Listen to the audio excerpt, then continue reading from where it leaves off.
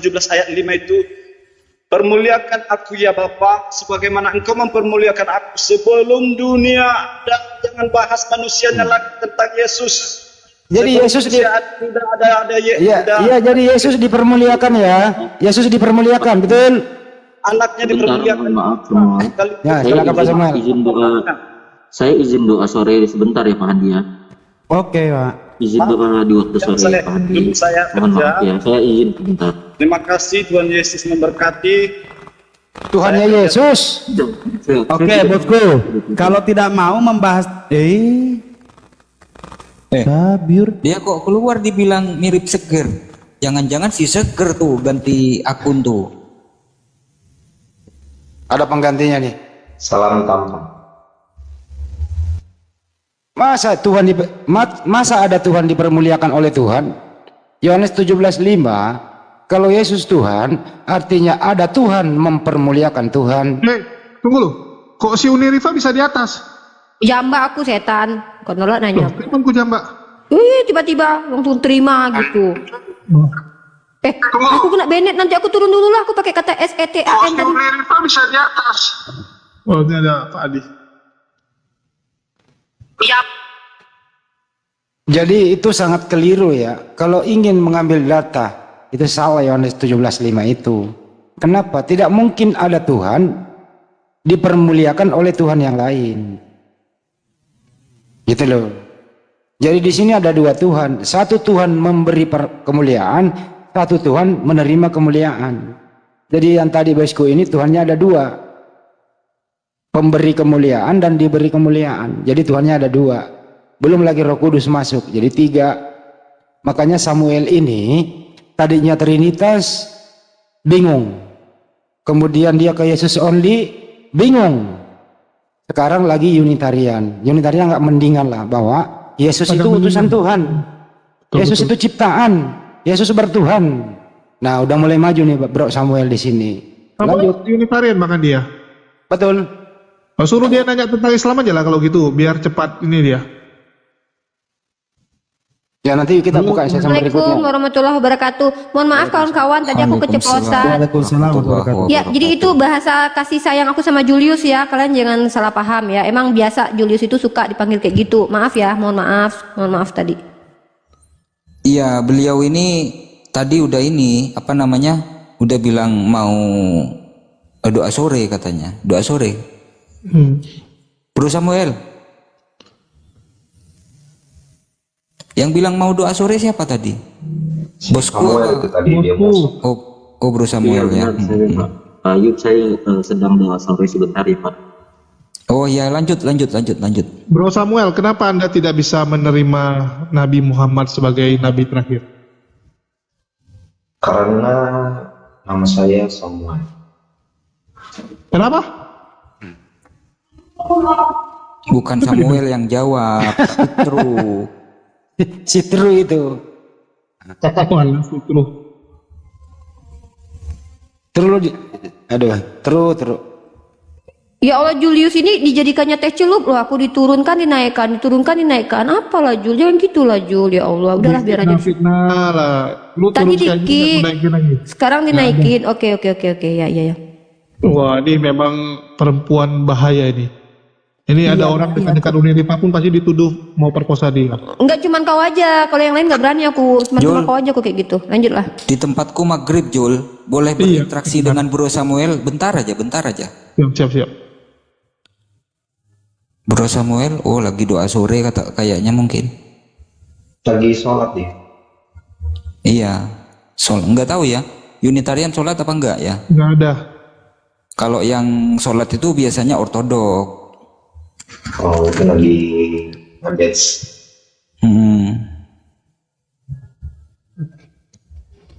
Ini ada Dokter Adi nih. Shalom Dokter Adi, salve. Salve, berkah dalam, berkah luar, berkah Dalam berkah samping, kanan kiri, atas bawah, Dokter Adi. Shalom, selamat sore. Apa kabarnya Dokter Adi? Kabar Pak? Biar Ngebahas apa? Mau ngebahas apa Dokter Adi? Kalau sama aku bahasannya ringan-ringan aja yuk. apa saja, sambal lado juga bisa. Oke, kita bahas Menurut Kenapa dokter Tuhan Adi, disambalin? Kenapa Tuhan disambalin? jangan. Ih, Julius Tiga menghujat jadi satu. dokter Adi, Julius menghujat. Laporkan dia dokter Adi, dia menghujat. Dan Tangkap Julius. temanya temanya adalah apakah benar-benar dokter Adi ini mengimani kitab sucinya atau hanya bohong belaka? Gimana? Sepakat nggak?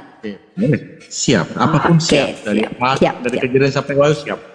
Siap. Oke. Nanti boleh ditanggapi juga sama teman-teman yang lain. Mungkin dokter Adi dulu deh. Aku pengen dokter Adi menjelaskan definisi mengimani itu apa sih gitu, dokter Adi. Yang setahu aku teman-teman Kristen ini banyak yang salah paham. Bahkan mereka mengingkari definisi iman dalam Ibrani pasal 1 ayat 1 atau ayat 1 ayat 2. Bahkan mereka membawa definisi masing-masing. Bahkan memaksakan definisi iman yang produk mereka itu kepada kami umat Islam. Saya ingin tahu kalau dokter Adi sendiri memaknai tentang iman ini by literasi atau by produk pikir sendiri. Maka saya ingin dengarkan dulu dari dokter Adi. Monggo dokter Adi. Baik, iman itu adalah dasar dari segala sesuatu yang kita harapkan dan bukti dari segala sesuatu yang tidak kita lihat. Ibrani 11 ayat 1. Jadi kitab suci itu adalah satu kitab yang berisi firman Tuhan yang tertulis atas perintah Tuhan dalam sebuah kitab. Hosea 12 ayat 11, Tuhan itu memberi perintah kepada para nabi melalui penglihatan dan perumpamaan. Jadi penglihatan itu adalah nubuatan, itu adalah cara Tuhan memberi firman supaya nabi itu atau utusan itu menuliskan dalam sebuah kitab. Contoh, di Kisah para Rasul 9 ayat 10, firman Tuhan kepada Ananias murid Tuhan melalui penglihatan. Jadi penglihatan itu diberikan kepada para nabi sampai pada zaman Yohanes Pembaptis. Setelah Yohanes Pembaptis tidak ada lagi nabi-nabi yang menerima penglihatan dan perumpamaan untuk ditulis dalam sebuah kitab. Bible itu adalah ditulis oleh para nabi. Musa menulis firman di Keluaran 17 ayat 14. Tuhan memberi perintah kepada Musa supaya Musa menuliskan dalam sebuah kitab. Yesus mengakui tulisan Musa di Yohanes 5 ayat 46. Dan di Lukas 24 ayat 27 dan 44 bahwa semua yang ditulis di kitab Taurat Musa tentang aku dan kitab para nabi harus digenapi. Artinya pengakuan Yesus tentang tulisan Musa. Lalu di Perjanjian Baru, Yesus memberi wahyu kepada Yohanes supaya Yohanes menuliskan itu dalam sebuah kitab. Lalu dikirimkan kepada ketujuh jemaat. Lalu yang menulis kitab di Perjanjian Baru adalah saksi mata yang melihat dan mendengar langsung. Jadi apa yang dilihat, apa yang dengar langsung, itulah yang dituliskan. 1 Yohanes 1 ayat 9, kami yang menulis itu adalah murid-murid Yesus yang 12 dan murid-murid Yesus yang 70 yang lain, dan Paulus salah satu murid Yesus. Jadi yang mengimani kitab suci itu harus diuji. Benar nggak itu bersumber dari Tuhan? Ada nggak data-data yang tertulis bahwa itu ditulis oleh Nabi atas perintah Tuhan? Jika ada, silakan ditampilkan. Kalau tidak ada, kita meragukan bahwa itu bersumber dari Tuhan. Itu saja, pendidikan. Oke, aku belum bisa menanggapi poinnya ya. Mungkin ada yang mau menambahkan dulu, mungkin biar aku setelah itu silakan. Saya boleh masuk? Pihak Muslim atau dari pihak Kristen? Yang masuk ini dari pihak Muslim atau dari pihak Kristen nih? Sorry. Kristen. Oke, silakan. Ya, jadi iman itu adalah sebuah hasil ya. Ini menurut perspektif saya. Jadi iman itu adalah sebuah hasil, sebuah nilai yang sudah kita rangkum, yang sudah kita kumpulkan dari hasil penelitian gitu. Jadi ketika dikatakan iman, ya iman itu adalah sebuah hasil dari studi-studi penelitian yang kita sudah kumpulkan. Karena iman ini adalah keyakinan yang sangat kuat. Jadi keyakinan yang sangat kuat ini tidak mungkin bisa dirubah ketika keyakinan itu tidak didasarkan dengan penelitian-penelitian atau data-data yang kita pelajari. Itu saja sih dari saya. Terima kasih. Oke, silakan ada lagi yang mau menambahkan? Silakan. Aku. Silakan. Jul, aku ganti handphone boleh ya? Aku pindah ke handphone dulu. Aku turun dulu, ganti handphone, oke? Biar buat data. Silakan Jul. Ya mungkin Ustadz Sugi mau ditambahin. Ya, aku pindah handphone, aku turun dulu ya. Wait, 1, 2, 3, aku turun. Kuota ngomongku udah habis. Ya, jadi mungkin dari Truwas Bang Tru ada yang mau disampaikan? Halo Bang Tru, shalom. Berkah dalam, luar, kiri, kanan. Mantap. Salam satu Tuhan Bang. Dokter, ini saya nanti izin jam 6 saya izin praktik ya dokter ya, jam 6 saya izin turun ya Pak Dokter. Siap. Bukan izin mau main ini Mobile Legend? Enggak, saya ada praktik Pak Dokter di rumah sakit PIK. Minimal mabar. Ini Samuel kerja di rumah sakit. Itu rumah sakit di mana sih? Di PIK. Ini kan rumah sakit ya? Iya, rumah sakit PIK ya. Oh, siap. Mana sih Uniriva? Tanggung jawab Uniriva. Kok bukan Uni Soviet dia? Ini bisa, tunggu, aku bisa open cam nggak bentar ya? Nggak bisa lah, banyak followermu itu. Yang ini belum Jul. Yaudah nggak usah open cam ya, nggak apa-apa ya. Si Truth atau siapa gitu nggak apa-apa ya. Ini nggak bisa open cam dulu ya. Tolong dibantu nih Uniriva, tinggal 50 subscriber. Atau ganti akun Uni Soviet aja lah, Uni Soviet aja biar bisa open cam, biar adil sama si Truth. Oke. Enggak, suruh aja follow penonton. Ya udah follow dong guys. Tinggal 40 guys. Oke. Nih aku langsung aja deh argumentasi aku tentang iman ya. Pertama kata iman. Kalau aku setelah melakukan penelitian ternyata kata iman itu kalau dalam bahasa Ibrani berasal dari kata emunah. By the way di sini udah mau maghrib, nggak apa-apa kita tipis-tipis aja. Nanti Dokter Adi bisa lanjut kita.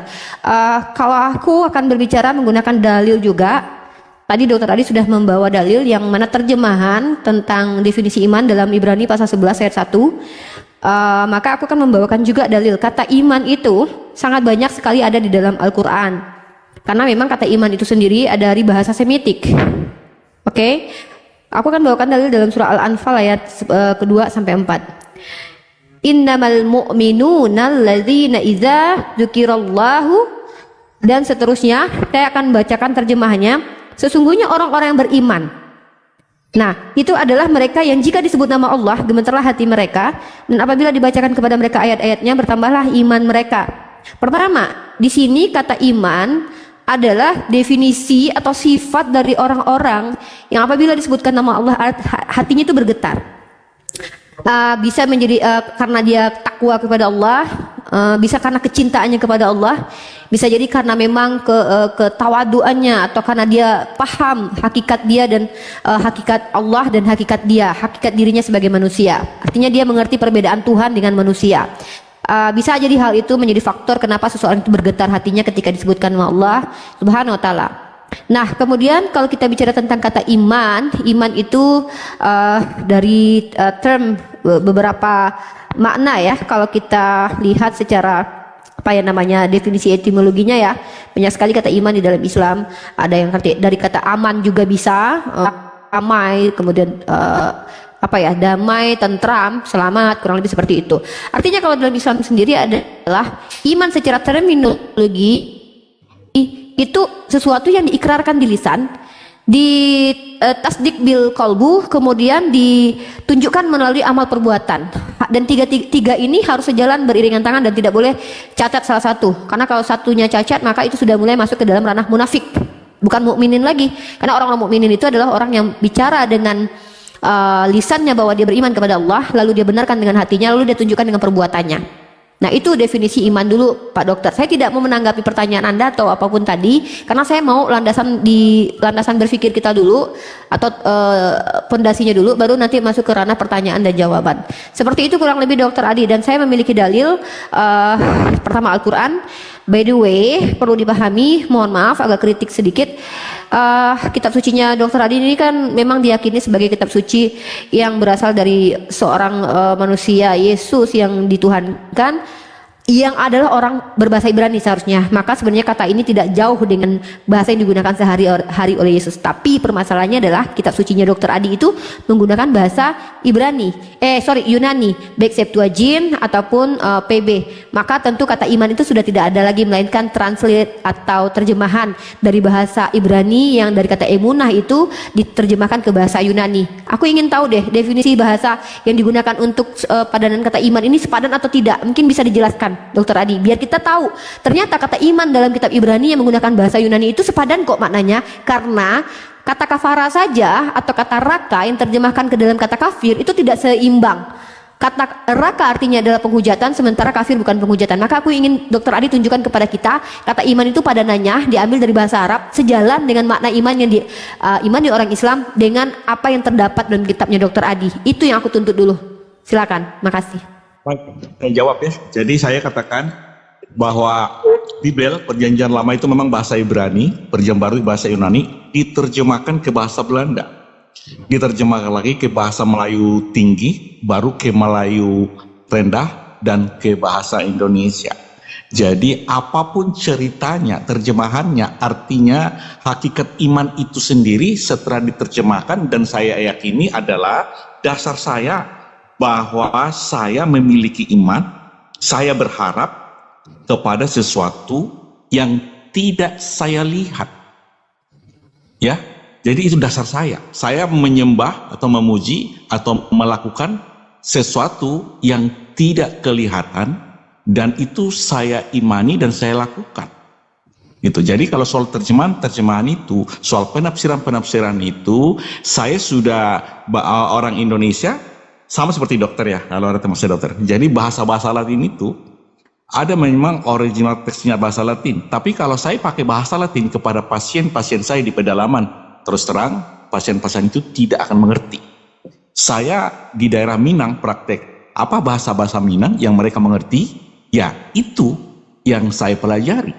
Artinya diagnosa pasien, apa keluhan, saya meninggalkan diagnosa berdasarkan anamnese. Mereka pakai bahasa dusun, bahasa Minang. Tetapi mula-mula kan saya minta penerjemah, apa makna, apa keluhan. Lalu setelah pemeriksaan itu, dan saya bikin tindakan diagnosa, baru terapi akan saya lakukan.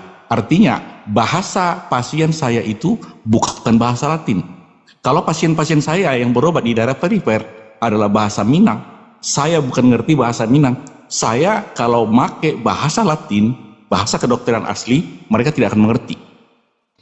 Ya, jadi artinya yang tertulis di Alkitab, di Lembaga Alkitab Indonesia itu, walaupun pemahamannya tidak persis sama seperti Kejadian 1 ayat 1, pada mulanya Allah menciptakan langit dan bumi. Langit itu kalau di KJP itu heaven, sorga.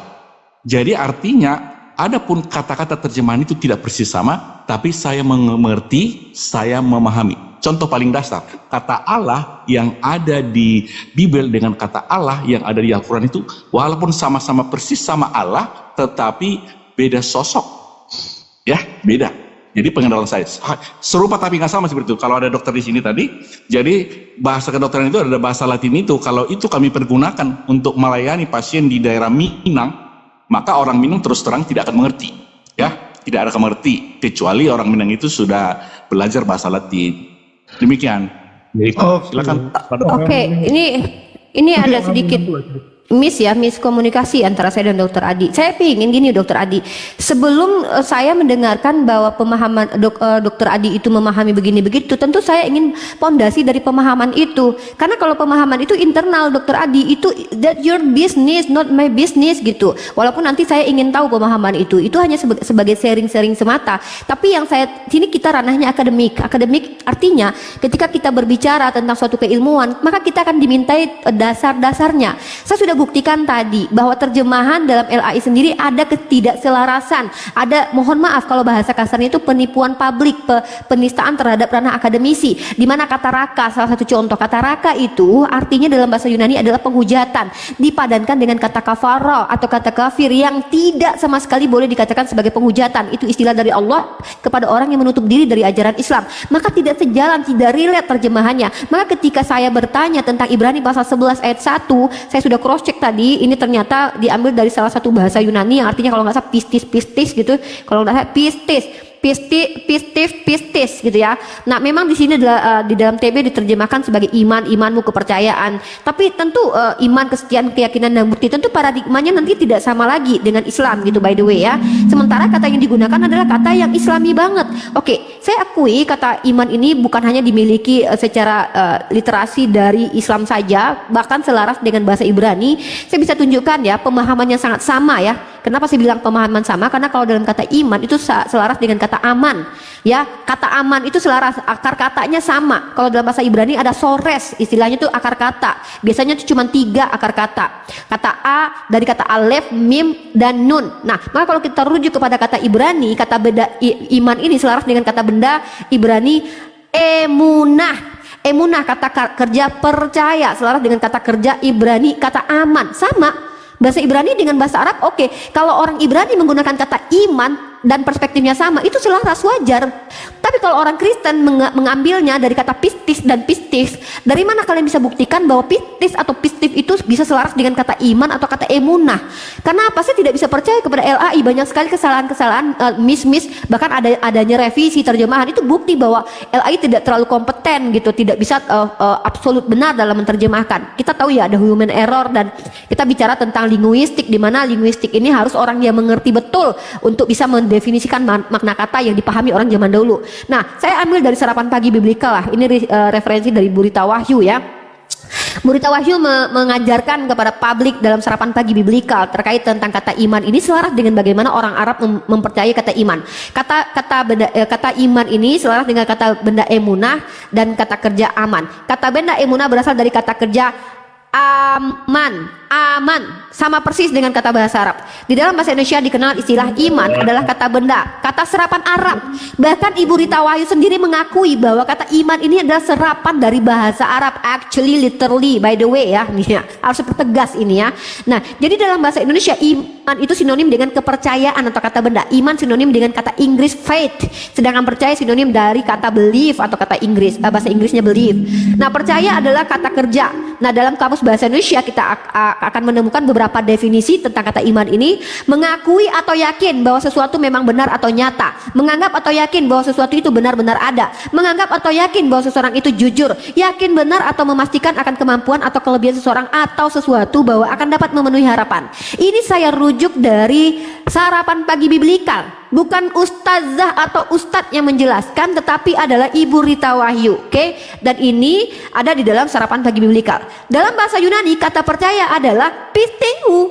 Nah, verba inilah dari kata pito. Nah, saya ingin kalian buktikan gitu loh bahwa memang ini layak disamakan dengan kata emuna atau iman.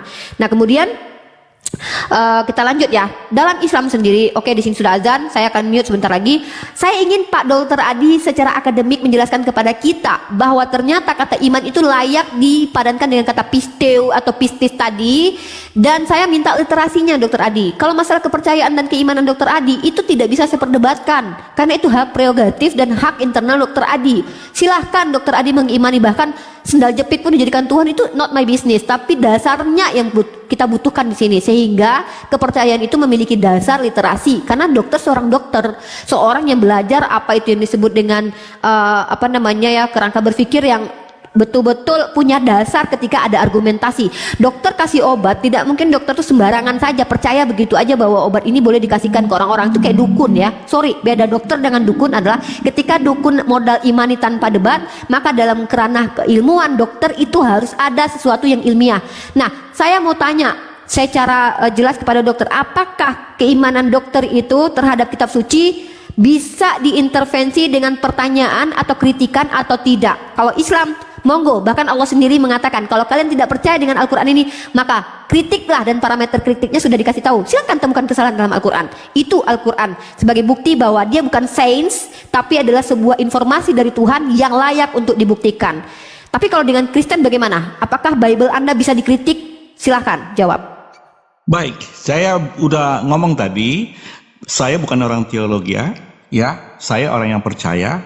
Jadi yang tertulis di Alkitab atau Bible terjemahan LA itu saya mengerti, saya pahami, bukan pengertian saya sendiri. Ada yang diajari, ada yang pengajar, karena yang saya tahu firman Tuhan itu ditulis atas perintah Tuhan dalam sebuah kitab, itulah Bible. Tetapi di Yeremia 31 ayat 31 sampai 34, Tuhan juga menulis firman dalam hati dan dalam akal budi.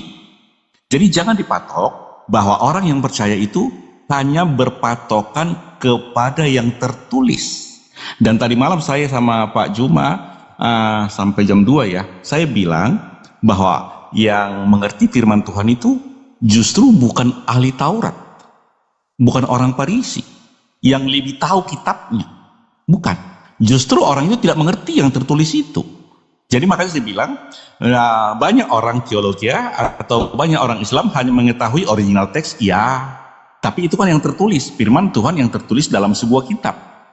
Nanti kita bandingkan di mana dalilnya di Al-Quran. Allah memberi perintah kepada Nabi Muhammad menulis Al-Quran dalam sebuah kitab. Jadi kalau di Keluaran 17 ayat 14, Tuhan memberi perintah kepada Musa, tuliskanlah firman itu dalam sebuah kitab. Yeremia 30 ayat 1-2, firman Tuhan datang kepada Nabi Yeremia, tuliskanlah firman ini dalam sebuah kitab. Nah, itu ada datanya tertulis.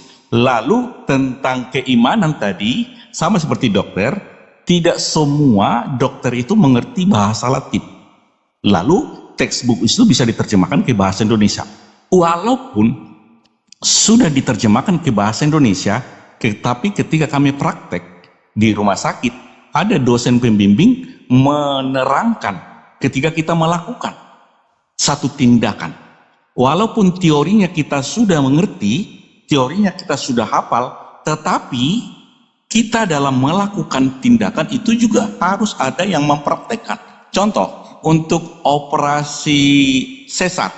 Bagaimana cara operasi sesar? Teori kita kuasai, tetapi di dalam prakteknya kita harus melihat langsung bagaimana dosen pembimbing mengadakan tindakan sesar. Jadi ketika kita melihat dosen itu melakukan, setelah itu kita bisa tanya jawab. Sesuai dengan teori atau tidak sesuai dengan teori, kita bebas. Artinya sesuatu tindakan itu yang tertulis di teori itu, ketika dipraktekkan ada perbedaan atau tidak, nanti kita bisa soal tanya jawab.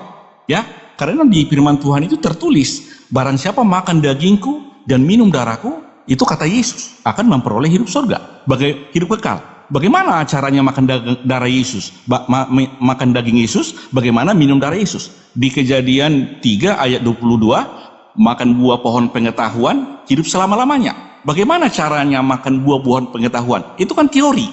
Jadi teori itu bukan diartikan literal, ya. Jadi itu Uniripa. Jadi artinya kitab itu sudah ada dalam bentuk teks bahasa Indonesia. Kita dipermudah untuk mengerti. Kalau kita sudah dipermudah, kenapa kita harus mempersulit lagi? Kita dipaksa, diarahkan belajar original teks. Karena kita belajar kan bukan otodidak. Ada guru-guru rohani atau bapak-bapak pendeta atau pengajar-pengajar menurut kompetensinya mengajari kita. Satu, ada Roh Kudus juga yang membimbing kita setelah kita dilahirkan kembali dari firman yang tersingkap. Jadi jangan dipatok, kita belajar teori. Kalau teori tertulis, kalau kamu tidak makan dagingku dan minum darahku, kamu tidak layak memperoleh hidup kekal. Oke, dokter, izin sudah ada banyak yang harus saya tanggapi karena saya mau sholat. Saya potong dulu ya biar tidak terlalu banyak gini. Ada beberapa poin yang mohon maaf boleh saya katakan tidak nyambung dengan apa yang saya bahas. Saya mengajak dokter membahas tentang definisi iman, kemudian kaitannya dengan pembuktian. Siapa sih yang benar-benar mengimani kitab sucinya? Bisa jadi dokter Adi ini hanya mengklaim mengimani kitab sucinya, tapi nanti saya buktikan bahwa sebenarnya dokter Adi bukan mengimani, tetapi boleh dikatakan mengasumsikan kitab suci. Itu poin saya sebenarnya dari tadi. Karena ini maghrib ya, karena menjelang mau qamat juga, saya akan akan sampaikan hal yang tidak nyambung tadi. Dokter bilang begini, mana perintah Nabi Muhammad itu menuliskan Al-Quran? Dokter, ingat ya, perintah di dalam Islam itu ada sesuatu yang benar-benar Allah kehendaki untuk kami lakukan, dan ini tingkatannya adalah sesuatu yang kalau kami tidak lakukan maka itu berdosa. Oke, karena kalau Allah sudah kasih perintah jangan begitu, kalau dilakukan itu kaitannya nanti adalah dosa, maka itu menjadi kewajiban. Kalau Allah kasih tahu lakukan ini, maka itu akan menjadi sebuah kewajiban. Tapi kalau Rasulullah perintahkan tidurlah miring ke kanan, maka perintahnya Rasulullah itu adalah salah satu upaya untuk kehidupan yang lebih baik. Artinya kalau tidak dilakukan pun kami tidak berdosa. Jadi dokter harus paham esensi kitab suci, perintah dari Tuhan dan tauladan dari Nabi Muhammad. Al-Quran itu tidak secara eksplisit diperintahkan untuk dituliskan. Kenapa? Karena perintahnya adalah membaca. Iqra, itu baru perintahnya. Membaca, lafazkan, kemudian berikan kesinambungan kepada orang setelahnya, ajarkan by lisan. Itu yang menjadi kewajiban kami, mengkaji Al-Quran dan mengajarkannya kembali, dan itu sangat-sangat wajib. Tapi kalau perintah menulis Al-Quran, dokter juga harus tahu ketika dokter sebelum menjadi dokter, tidak semua yang dokter ajarkan itu di dalam kelas itu didikte sama dosennya dokter. Kalau dokter memang seorang dokter loh ya, tidak semua metode belajar itu kita didikte, tapi kita diberikan garis besar mengajar. Nah, lalu disitulah kita sebagai seorang yang menjadi manusia, sebagai pengajar, memberikan hal-hal yang mudah melihat kapasitas murid-murid kita. Rasulullah SAW itu perintah eksplisitnya ada, untuk taat kepada Allah harus taat kepada Rasulullah. Maka ada suri tauladan terhadap diri Rasulullah. Ketika Rasulullah mengizinkan sahabat menulis, maka itu sudah divalidasi, terverifikasi, karena beliau adalah pengajar yang dipilih oleh Allah. Ya, itu dokter harus pahami itu, paradigma berpikir seperti itu. Yang kedua, dokter, ya, saya tadi ingin tahu standar keimanan itu definisinya seperti apa. Apakah ketika di dalam 1 Korintus pasal ke-8 ayat 6, Yohanes 17 ayat 3 dikatakan bahwa Tuhan itu satu-satunya, Allah yang benar adalah satu, tiba-tiba konsep muncul 3 Allah satu pribadi. Nah, ini yang saya mau buktikan. Orang-orang yang mengaku ada 3 Allah satu pribadi itu adalah orang yang mengangkangi perkataan Paulus 1 Korintus pasal 8 ayat 6 dan perkataan Yesus Yohanes 7 ayat 17 ayat 3. Apa sih yang disebut dengan beriman ini? Katanya yakin dengan perkataan Yesus, katanya yakin dengan perkataan Paulus. Tapi kenapa kok dihina dengan cara tidak mengikuti? Nah, dokter tadi mengatakan kepada saya memang bukan orang teologi, tapi dokter berbicara tentang teologi. Ingat dokter, ketika kita berbicara ke publik, maka kita akan dituntut untuk menunjukkan apa yang kita sampaikan itu benar-benar bisa terverifikasi, tervalidasi secara keilmuan. Tidak bisa, kalau saya tidak bisa membuat bumbu rendang, saya tidak boleh mengajarkan orang cara membuat rendang. Itu namanya penyesatan. Bisa saja nanti saya masukin ke dalamnya adalah sabun colek gara-gara saya nggak ngerti. Ini penyesatan. Maka kalau saya berbicara kapasitas saya apa? Mata kuliah saya sudah selesai ulumul Quran. Mata kuliah saya sudah selesai ulumul hadis. Mata kuliah saya sudah selesai membahas tentang usuluddin misalnya. Sudah, saya punya kapasitas bicara tentang kata iman. Dan itu menjadi karya ilmiah saya. Makalah saya ada tentang kata iman dari berbagai macam bahasa. Tapi ketika dokter menjelaskan kerana internal dokter bahwa orang yang mengerti belum tentu, orang yang membaca belum tentu paham, justru itulah poin saya. Bagaimana dengan orang yang tidak membaca sama sekali literasi, tapi mengartikan sendiri, mengeluarkan sendiri produk fikir terkait tentang apa definisi iman? Ini yang disebut dengan penyesatan. Maka saya minta Anda sebagai seorang akademisi, saya anggap Anda orang akademisi ya, seseorang yang diajarkan ilmu filsafat keilmuan, sesuatu yang harus logik dalam berpikir, maka saya tuntut dasar-dasarnya, bukan bagaimana Anda memahami. Itu urusan Anda, I don't care. Bisa jadi saya lebih paham dari Anda. Karena apa? Saya banyak belajar dengan teman-teman Kristen cara memahami Kristen. Mau denom mana? Denom oneness saya bisa jelaskan, denom trinitas saya bisa jelaskan, unitarian saya bisa jelaskan. Saya tidak butuh itu. Saya butuh dasar keimanan Anda. Dari mana Anda memahami kata iman itu seperti yang di Ibrani 11 ayat 1. Kemudian mari kita buktikan benar tidak sesuai dengan itu. Itu poin saya dokter. Tolong dipahami ya. Dan saya mau sholat dulu. Jul tolong gantiin dulu sebentar, dan Bang Andi izin sholat. Tema saya kan tetap itu yang saya tuntut kepada dokter Adi. Oke, izin sebentar. Oke. Silakan Pak Adi tanggapannya. Udah ngerti ya? Jadi apa standar Bapak mempercayai bahwa kitab Bapak itu kitab suci, firman Tuhan Pak? Bukan tulisan orang mabuk, bukan tulisan orang lagi pikun, atau orang lagi ngalur ngidul gitu kan, pengen nulis-nulis. Karena kalau berdasarkan manuskrip Pak, Bisa jadi manuskrip itu entah siapa yang tulis gitu. Bisa jadi itu orang lagi nggak ada kerjaan nulis-nulis, tiba-tiba tulisan dia yang dikuburkan itu atau tulisan dia yang entah di mana dia simpan ditemukan di masa depan, malah jadi pedoman kitab suci, kan konyol. Itu Pak. Ya silakan dari Dr. Adi. Ya mohon jawabannya yang bisa diterima nalar manusia Pak. Baik, saya udah katakan tadi definisi iman itu di Ibrani 11 ayat 1. Saya kan menjawab sesuai yang tertulis, bukan penafsiran saya. Lalu di Keluaran 17, saya baca, Keluaran 17 ayat 14 saya bacakan. Kemudian berfirmanlah Tuhan kepada Musa, tuliskanlah semuanya ini dalam sebuah kitab. Itu perintah Tuhan kepada Musa. Lalu di Keluaran 24 ayat 4, ini data ya, bukan asumsi saya. Keluaran 24 ayat 4, lalu Musa menuliskan segala firman itu. Jadi ada perintah dari Tuhan, Musa melakukan itu. Demikian juga di Yeremia 30 ayat 1-2. Ini data, bukan asumsi ya. Jadi artinya saya sudah diskusi sesuai yang tertulis. Walaupun saya bukan orang teologi, yang tertulis itu saya sampaikan ke publik, bukan asumsi saya. Yeremia 30 ayat 1-2 saya bacakan. Firman yang datang dari Tuhan kepada Yeremia, bunyinya, beginilah firman Tuhan Allah Israel, tuliskanlah segala perkataan yang telah kupirmankan kepadamu itu dalam suatu kitab. Jadi Yeremia menulis, Yesaya menulis, Musa menulis, semua nabi-nabi itu menulis atas perintah Tuhan. Menulis di mana? Di dalam sebuah kitab. Lalu di Yeremia 31 ayat 31 saya bacakan, sesungguhnya akan datang waktunya, demikian firman Tuhan, aku akan mengadakan perjanjian baru dengan kaum Israel dan kaum Yehuda, bukan seperti perjanjian yang telah kuadakan dengan nenek moyang yang mereka pada waktu aku memegang tangan mereka untuk membawa mereka keluar dari tanah Mesir. Perjanjianku itu telah mereka langgar.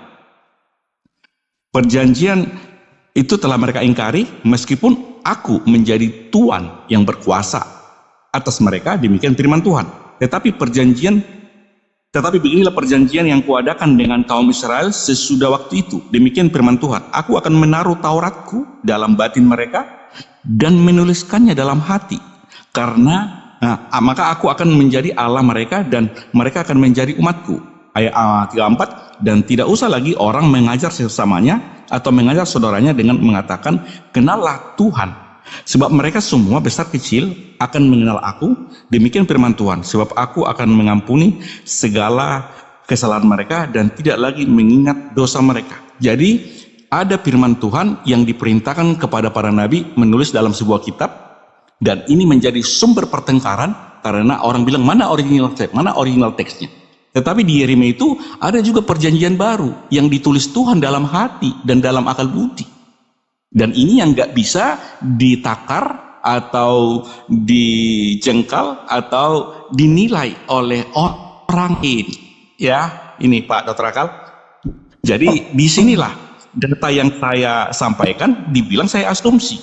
Yang tertulis itulah yang saya sampaikan Pak. Demikian Pak. Oke, jadi Bapak mempercaya itu karena memang sudah ada di depan Bapak baca, menurut Bapak cocok, Bapak imani. Apalagi mungkin Bapak Dr. Adi ini kan terlahir dari Kristen ya, dari kecil dikatakan ini firman Tuhan.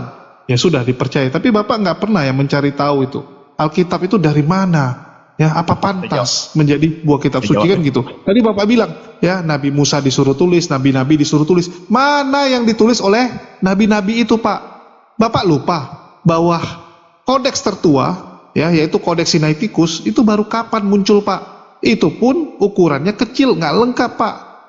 Jadi orang-orang penulis kitab suci Bapak itu mengumpulkan ya kodeks-kodeks itu seperti ngumpulin puzzle Pak. Udah ngumpulin puzzle, mereka lihat mana nih yang cocok gitu. Itu ibaratnya tahu Bapak, Pak Dr. Adi. Dr. Adi bayangkan ya, Dr. Adi ke tempat satu rumah yang baru terbakar. Terus Bapak cari itu kertas-kertas yang masih ada tersisa yang bekas dibakar itu. Dari kertas itu Bapak rangkumkan. Ya, Bapak rangkumkan kira-kira ini bercerita tentang apa. Oh, ini tentang ini. Oke.